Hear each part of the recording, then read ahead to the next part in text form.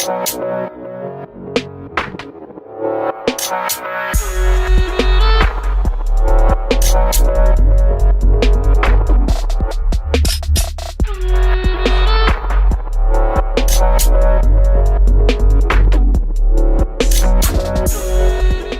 guys, this is Dekin from Team Crimson, and today I'm going to be bringing you my standard Gold Paladin deck. Obviously this is Gurguit.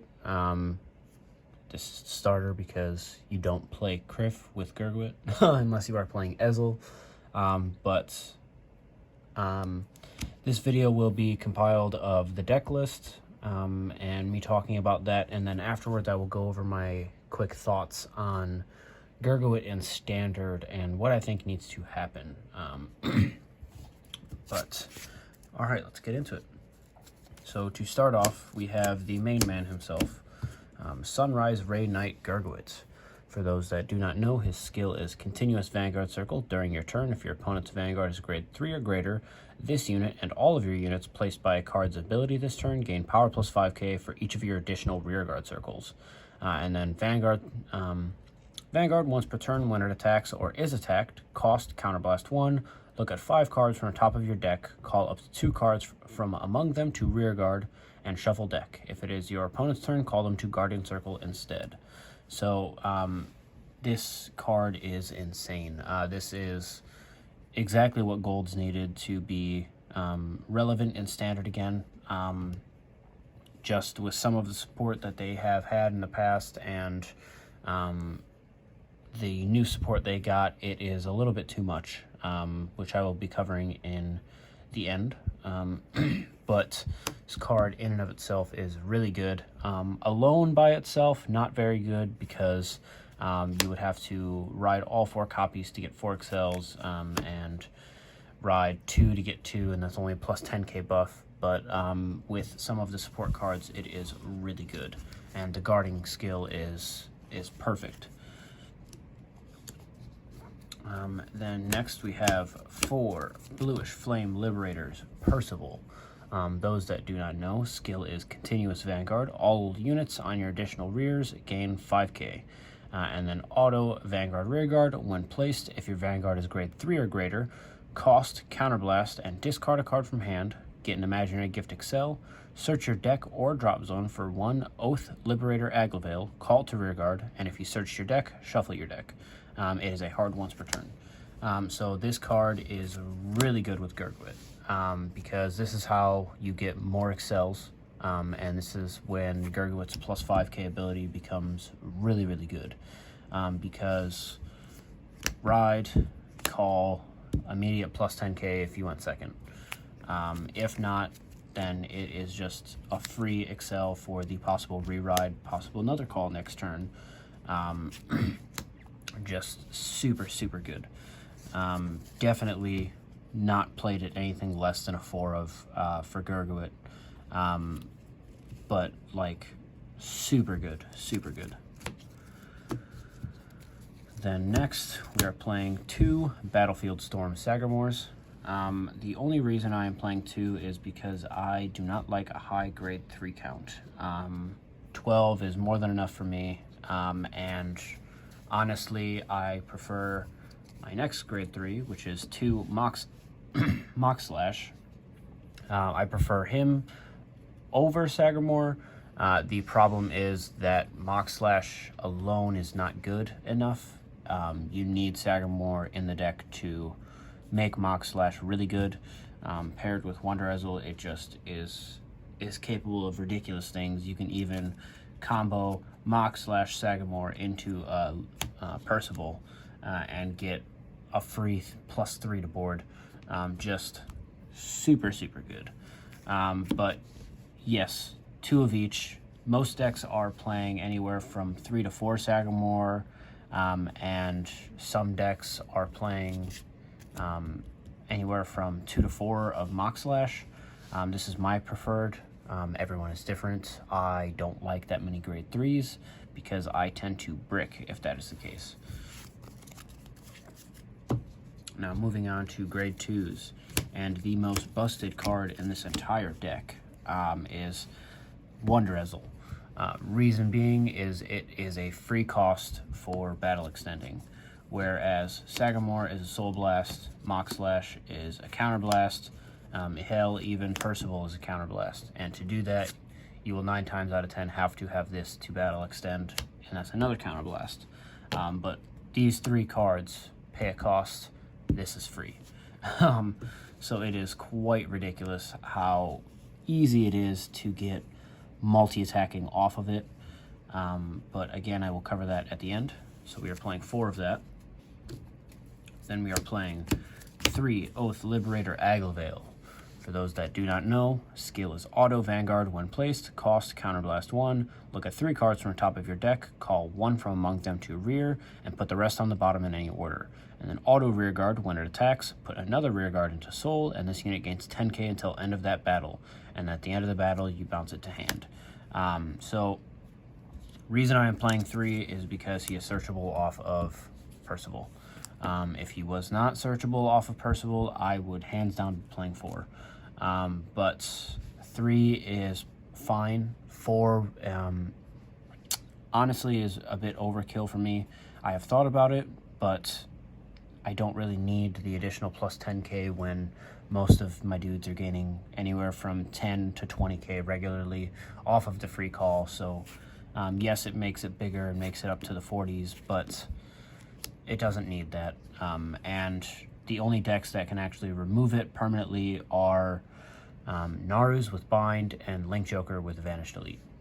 Aside from that, most decks can just retire it and it goes to the drop zone, which it is fetchable from. Then I am playing 3 Knight of Strong Favors. Don't know how to say that. Berengaria. It is the grade 2 counter charger. When it is placed by card's ability, you can either counterblast to soul charge or counter charge by soul blasting. Really good. I was playing 4. I decided on dropping it down to 3. Still works fine. Honestly, personal opinion, I like running 3 or 4. Either is fine. Most decks I have been seeing run anywhere from 2 to 4, or they just don't play it at all if they are going balls to the wall with the 16 threes. But this deck uses so much counterblast that I find it a necessity to have more than 4 counterchargers, especially because of how easy it is to get a free superior call off in this deck. And then to round off grade 2s, I am playing 1 Paramore.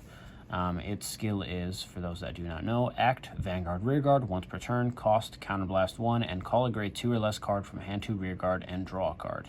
And then auto, Rearguard Guardian, when placed by a card's ability, this unit gains 5k power, 5k shield until end of turn. So it is a good tech of. I have thought about playing a more conservative build and playing this at a 2 to 4 of, but I decided against it because this deck is just so ridiculous with the 3s that having more of them that can battle extend is honestly better than having a grade 2 that is an act skill to get cards on board. But really good tech of, because on rear guard, if I have Gurguit as Vanguard, I can still counterblast to get a free extend, which is a free draw, and on top of that, it allows me to get a free Superior Call. Going on to grade 1s, playing 4 Dawning Knight Gorbak. Regular grade 3 searcher. The condition to get the 5k is by calling 2 or more rear guards. Just good. Obviously, with the high grade 3 count, you want to be searching out for your Gurguits and searching out for your pieces later in the game once you have your Gurguit in hand. Then I am playing 4 Din Drain. Very obvious as to why, because this deck needs Counterblast. Mainly use it for the Counterblast or the Countercharge skill. Rarely use the draw ability because this deck does have a lot of draw with the spamming of Excel. But it does come in handy every now and again if I need a card to further extend with Mock Slash or further extend with Sagamore. But mainly there for the Soul Blast plus 3k and Countercharge ability. then to round off the grade 1s, playing 2 Sunshine Knight Jeffries. For those that do not know, skill is Auto Vanguard. When placed, look to 7 cards from the top of your deck, reveal 1 Gurguit or Paramore from among them, put it into your hand, and shuffle deck.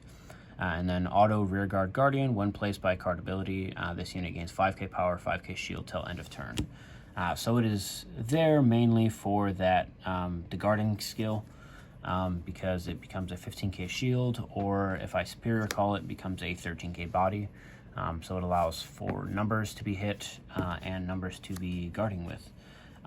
But I have run into the situation where I have one in opening hand. I will always keep it because we are playing 4 Gurguit and 1 Tech of Paramore.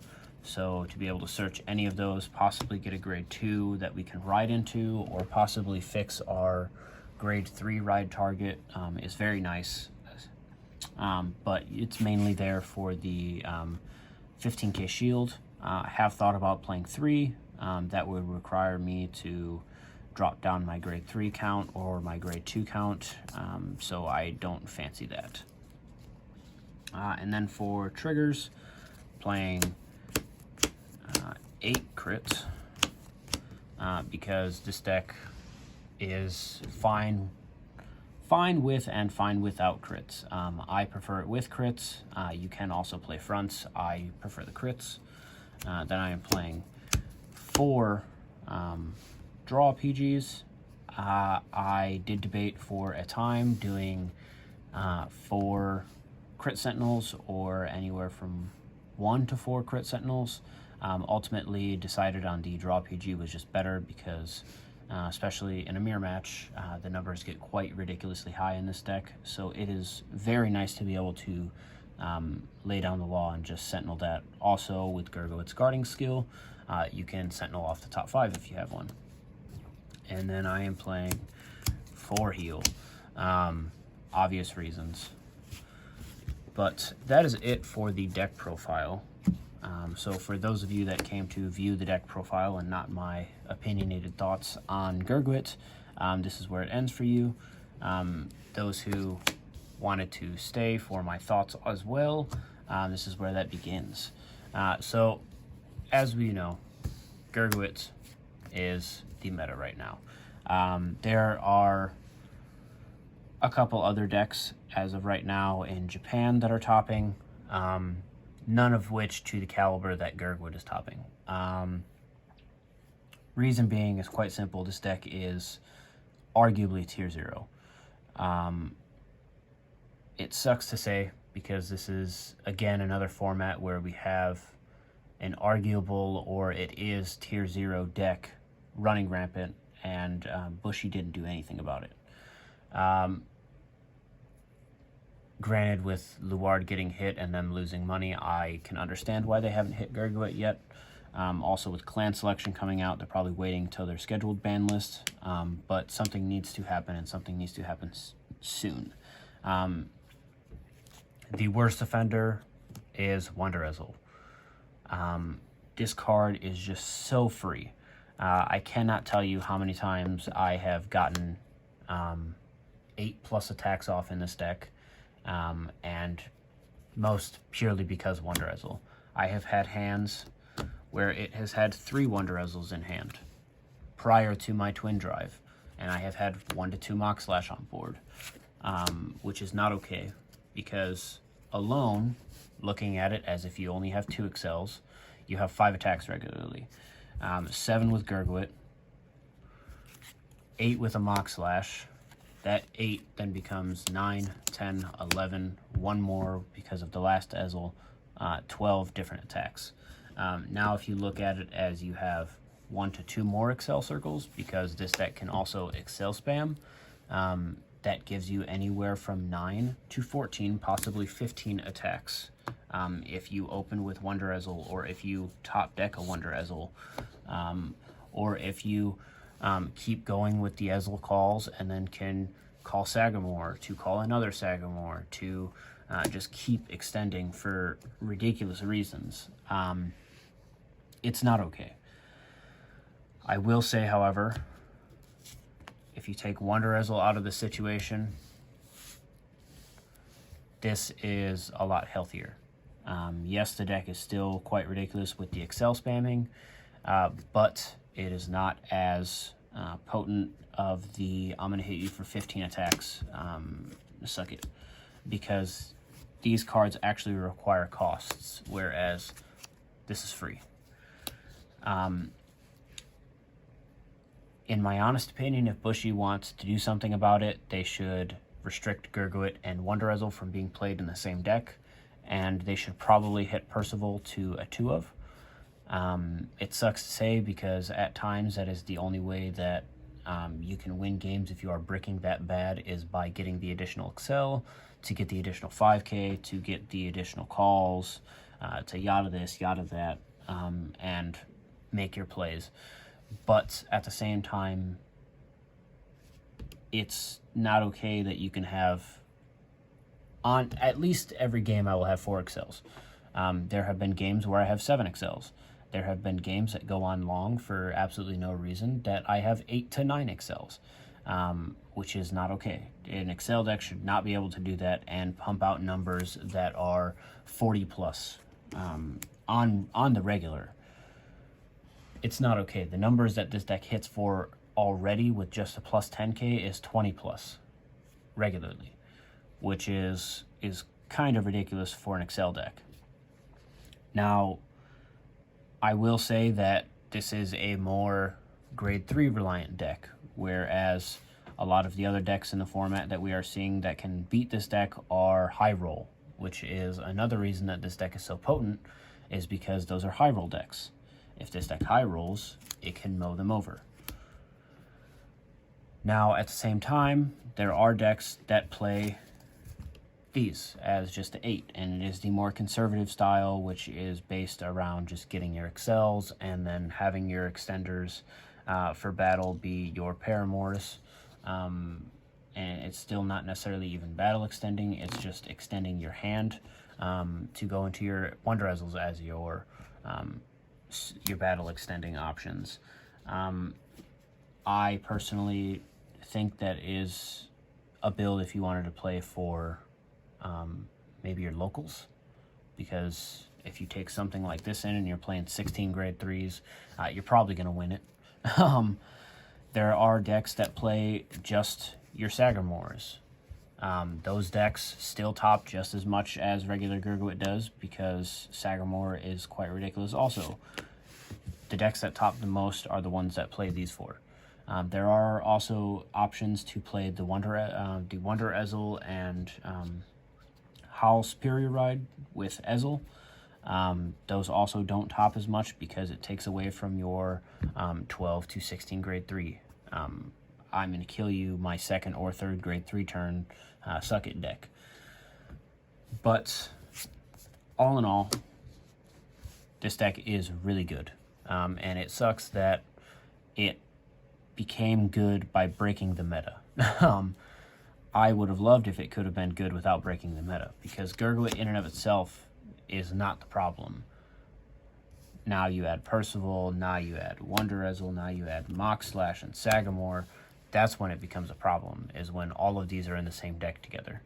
If you take a couple of the pieces out and you restrict a couple of the pieces, and maybe for argument's sake, you take that piece out, this becomes more manageable. And it becomes not as, I'm going to just straight up kill you every game with you having absolutely no say in it whatsoever.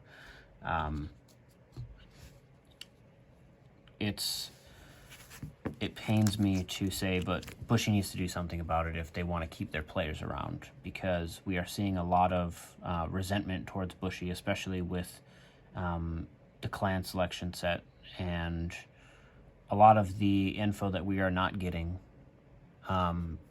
And the late reaction to Luard, then coming in with an emergency ban list, and then now a late reaction to Gurguit. It's not okay. They need to test more, and they should have restricted Wonderezel from the start. Should have been before the set even dropped. Should have been restricted, and it would have prevented a lot of the problems that we have now. But that is my opinionated thoughts on Gurguit. Your opinions may differ. But if your opinion is you need to learn how to play against the deck by guarding better, by taking no damage, by rushing, then you are just a gold paladin player that's in denial. And your opinion is wrong. But that's it from me today. So if you would like to see more videos like this one, where I talk about the deck and its problems and its benefits, because this deck does have a lot of benefits, but its benefits are also its problems right now, then let me know in the comments. Also comment your thoughts on Gurguit and what needs to happen and what you can possibly see being a scenario that Bushy does to fix the problem of Gurguit being a essentially tier 0 deck, because Bermuda is not a lot of diversity. Who said that? But yeah, that's it from me, guys. Don't forget to like and subscribe and leave your thoughts down below.